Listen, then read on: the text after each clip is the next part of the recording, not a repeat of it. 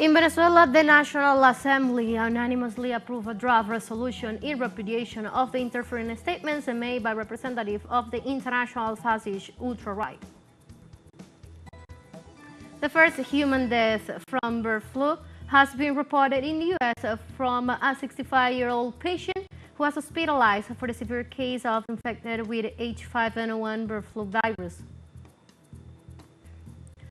An strong earthquake shocked a high-altitude region of western China and areas of Nepal on Tuesday, damaging hundreds of houses, littering streets and rubble, and killing at least 126 people in Tibet. Hello and welcome to From the South. Romana Marrero from the teleSUR headquarters in Caracas, Venezuela. We'll be with the news. Stay with us.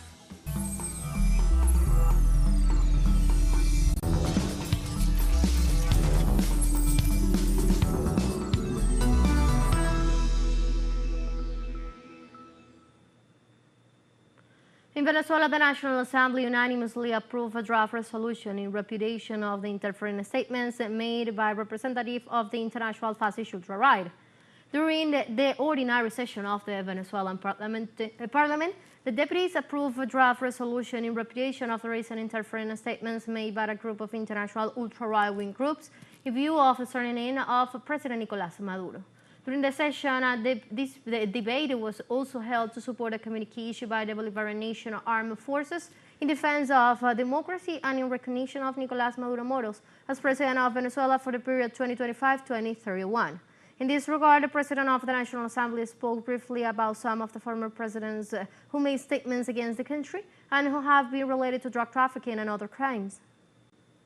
The most powerful of Latin America is los más poderosos de América Latina y sus vinculaciones con negocios and their links with businesses in the rules of Pandora. En empresas offshore en Panamá, Andrés Pastrana. Y aquí está in Panama, Andrés Pastrana. The file is here in the papers. Pandora is the owner of society in Panama from 2016.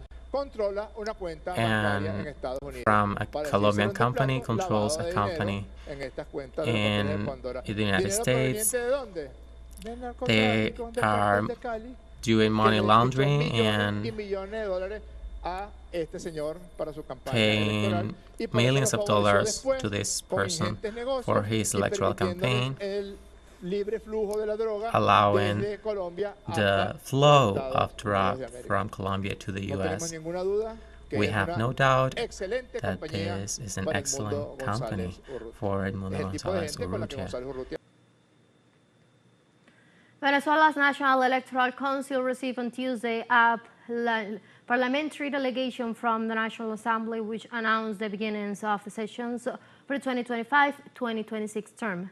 In compliance with the nation's constitution, the lawmakers gave the electoral authorities a document with the confirmation of the Board of Directors will head the legislative power during the 2025-2026 term. At the same time, the Board of Directors of the National Electoral Council expressed their wish to receive some other parliamentarians to sign the document that strengthens the institutionality of the states and its public powers. The National Assembly, the only National Assembly that exists in the country and that throughout these 4 years that the Assembly has been active. What this National Assembly has done is to strengthen, to shore up the institutionality of the country, to guarantee peace in a tireless manner by enacting laws for the greatest happiness and protection of the people. Also in Venezuela, the Citizens' Power met with a delegation of lawmakers from the National Assembly who delivered the notification of the new legislative session 2025-2026. The commission led by Deputy Pedro Carreno was received by the Attorney General Tarek William Saab from the headquarters of the Republican Moral Council. The delegation officially informed the Citizens' Power of the confirmation of the National Parliament's directive as established in Article 219 of the Bolivarian Constitution, SAB stated that this act demonstrates the institutional unity of the nation's public powers, which contributes to the strengthening of the people's participatory and protagonist democracy. This is an important and solemn act that clearly gives a signal, the coordination, the institutional unity of the national public powers.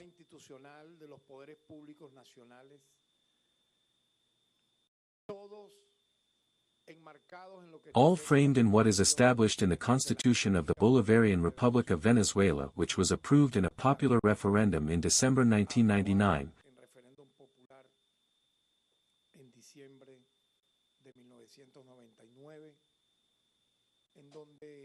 where through the civic popular military police institutional unity of our people we have resisted these 25 years.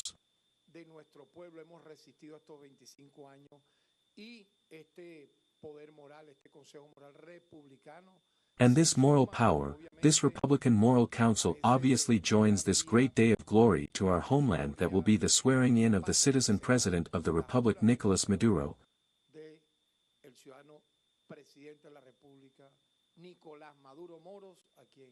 to whom we give a round of applause from this Republican Moral Council, for this new period that will begin in a few days for the good of our homeland.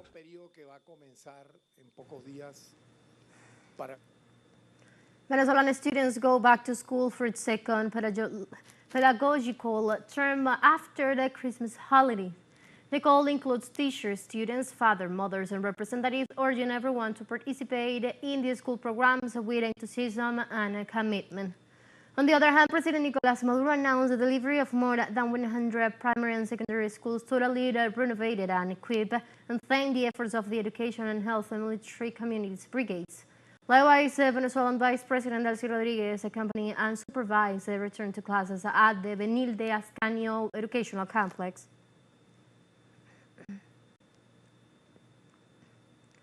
Venezuela is back to a new school year passed on Tuesday in peace and tranquility. The Venezuelan head of state symbolically delivered the infrastructure word for the country's educational systems aimed at improving the quality of education for children and young people from the beginning of the new school year 2025. The Venezuelan president highlighted a peaceful atmosphere surrounding the start of a new school year, despite the constant attacks on the Venezuelan extreme right wing to undermine the stability of the Venezuelan territory. At the same time, he assured that peace will be reversible in the country, no matter how difficult the consequences might be.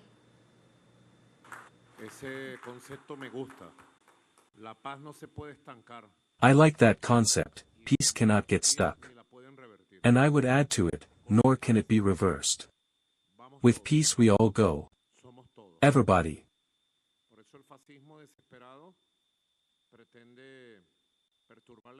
That is why the desperate fascism tries to disturb the stability, the tranquility of Venezuelans. But here the right to stability, to peace, to tranquility will win.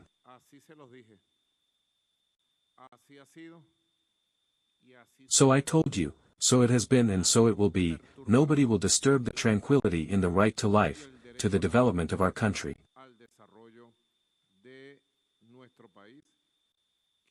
In the worst circumstances we simply demonstrated that with our own effort we can do everything, in the worst circumstances.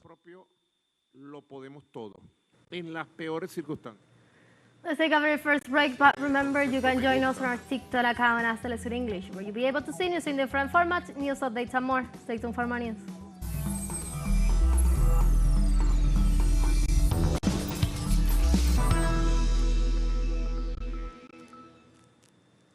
Welcome back to From the South. The first human death from bird flu has been reported in the U.S. from a 65-year-old patient who was hospitalized for a severe case of the infection with an H5N1 bird flu virus. The Louisiana Department of Health reported that the patient became infected with the H5N1 virus through contact with various domestic annual birds. It also explained that this had several medical conditions which put him at higher risk. In addition, Louisiana health officials said that there have been no additional cases of H5N1 infections in the state, and there is no evidence that the virus can be transmitted from person to person. Moreover, the health institution affirmed that the overall risk to the public remains low, but warned that people who were widowed or have exposure to birds, poultry, or cows are at increased risk.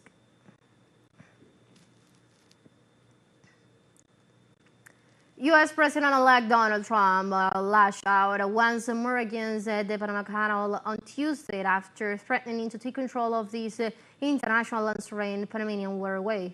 During a press conference at his summer residence in Mar-a-Lago, Florida, Trump accused the Chinese government of taking control of the Panama Canal and warned Beijing about its alleged influence over that strategic area.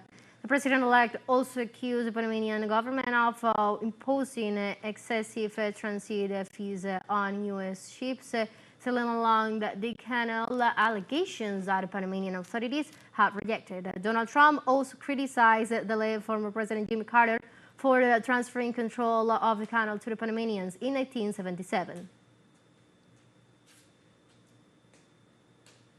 Answering a question posed by journalists during the press conference, the president-elect didn't rule out the possibility of engaging the nation's military to carry out his expressed ambitions of acquiring Greenland and the Panamanian Canal. You're talking about Panama and Greenland. No, I can't assure you on either of those two, but I can say this. We need them for economic security. The Panama Canal was built for our military. I'm not going to commit to that now. It might be that you'll have to do something.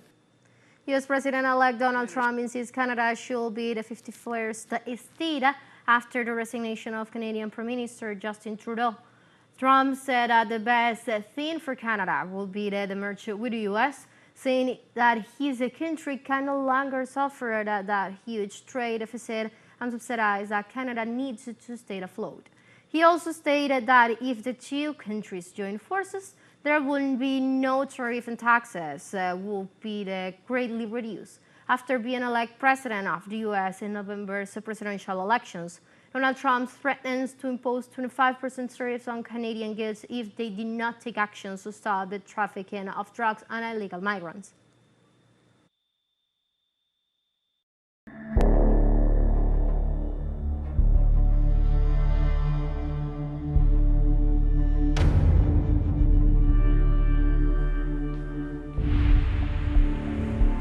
And Palestine-Israeli forces killed 31 Palestinians in its latest attacks on Gaza. The UN Humanitarian Relief Chief Tom Fletcher warned that efforts to save the lives of survivors in Gaza are in a critical state due to the continuous Israeli attacks on humanitarian workers. The UN official also denounced the attacks and assaults on the World Food Programme convoy and the collapse of law and order in the conflict Revenge Enclave. Local Palestinian authorities announced that Israeli forces continue to attack refugee areas and residences of the Palestinian families. Most of the residents are civilians, children and women, and there is no sign of any militant presence. And what has happened tonight is clear evidence that civilians are absolutely being targeted.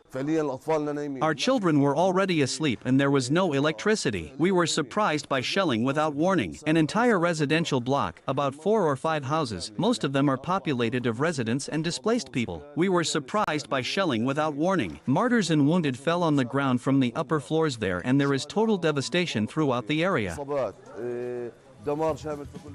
Let's take our last break, but before we invite you to visit our YouTube channel at teleSUR English, where you'll be able to watch all interviews, stories, special broadcasts, and more. Hit the subscribe button and activate the notification bell to stay up to date on the world's most recent events. Financial break, don't go away.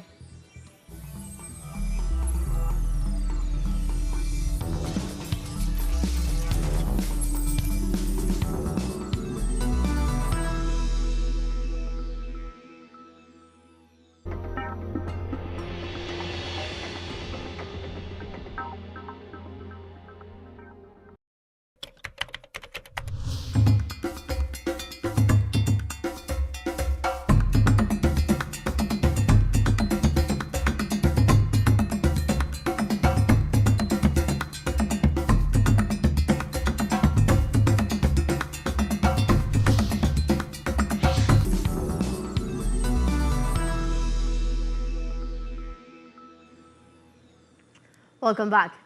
John Mahama has been sworn in Ghana as president at the ceremony in the capital Accra, with around 20 African leaders in attendance. Mahama won 56% of the vote in the nation's presidential elections on December the 9th, defeating ruling party candidate and Vice President Muhammadu Bawumia, who secured 41%. Mahama takes over from outgoing President Nana Akufo-Addo, who served 2 terms in power.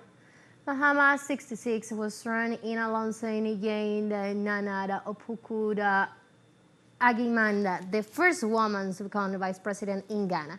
Among those attending the inauguration ceremony were Nigerian President Bola Tinubu, Senegal's Burkina Faso's leader Ibrahim Traoré, Kenya's President William Ruto, President Felix Tshisekedi from the Democratic Republic of the Congo, and Gabon's Brian Oligui Nguema.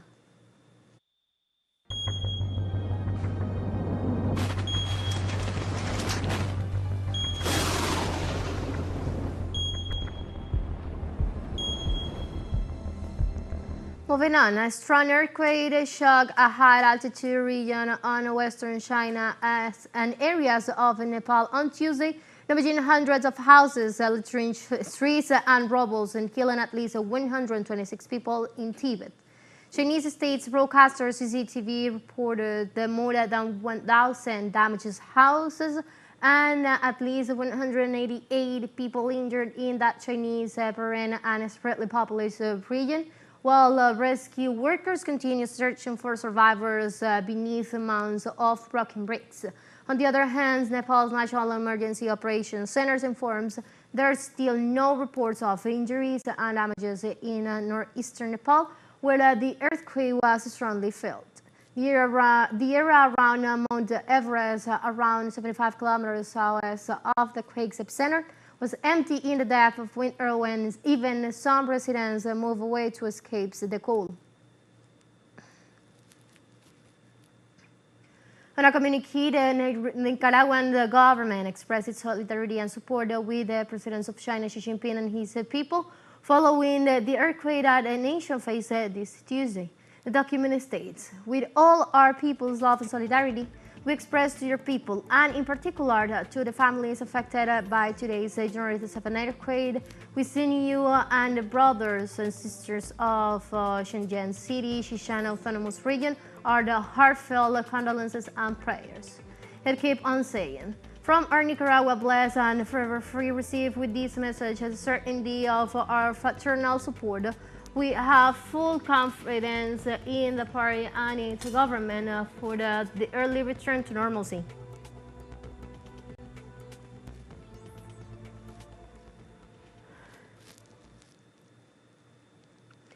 In this context, the President of the National Assembly of People's Power of Cuba, Esteban Lasso, expressed today on the social network X his condolences and solidarity to China after the 6.8 magnitude earthquake that shook the Xishan Autonomous Region.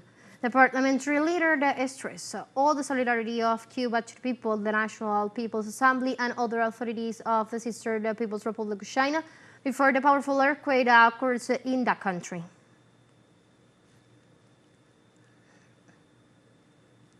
Severe floodings hit parts of England on Tuesday, and snow forced the temporary closure of 3 airports as bad weather extends travel chaos in the UK since the start of the year.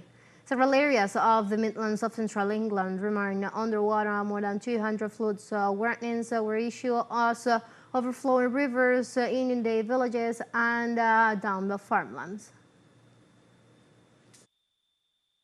It never is. I mean, we obviously get floods quite often here because we've got a river right next to us and we are in a valley. But it's never, I've never seen this anyway like this. It's just terrible for the people that live over there in those caravans. They all had to evacuate last night and go down to the local church. And it was just a real tragedy for them, I suppose. No, but late last night we got a government message, the emergency alert, to say that they were evacuating the park and to gather in the Methodist church in the village. So that's the first we knew of it. We've seen a few bits on the news as well. We have come to the end of this news brief, but before that, we'll leave you with a video of artists that support the President Nicolás Maduro. Also remember that you can find many stories on our website at telesurenglish.net, and also join us on our socials on Facebook and X and on Instagram as well. For TeleSUR English and from the South, I'm Ana Marrero, and thank you for watching.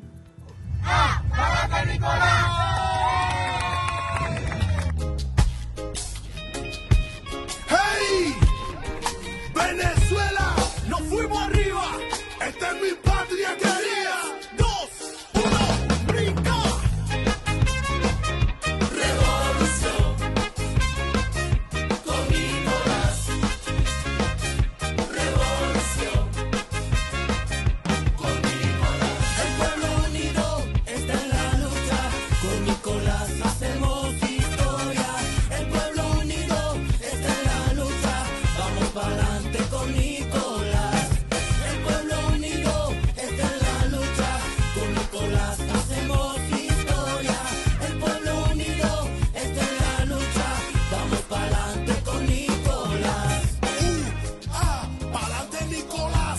Yo juro con Maduro, presidente de la paz.